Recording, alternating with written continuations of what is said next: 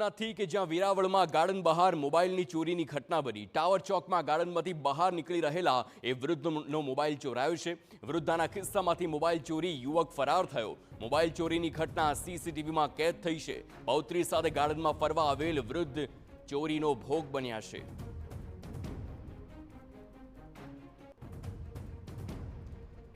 તો આખી ચોરીની ઘટના સીસીટીવીમાં કેદ થઈ છે અને તેમાં જોઈ શકાય છે કેવી રીતે આ શખ્સ ચોરીને અંજામ આપે છે।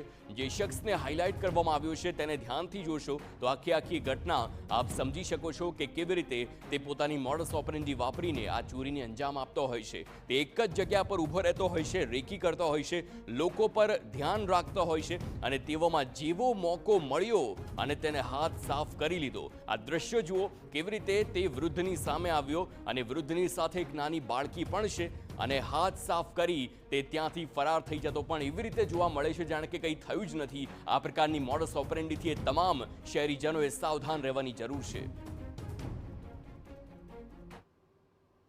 એટલે હું મારા છોકરીને લઈને 6:30 વાગે બગીચામાં એન્ટર કર્યો। 15 મિનિટ રમાડીને બહાર નીકળ્યો ને તો ગેટ પાસે બરાબર પહોંચ્યો અને મારી બાજુમાંથી કોઈ એકજામાંથી મોબાઈલ કાઢી ને લઈ ગયા।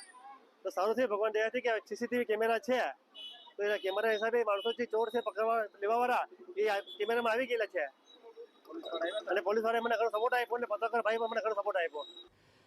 તો આ તરફ વડોદરા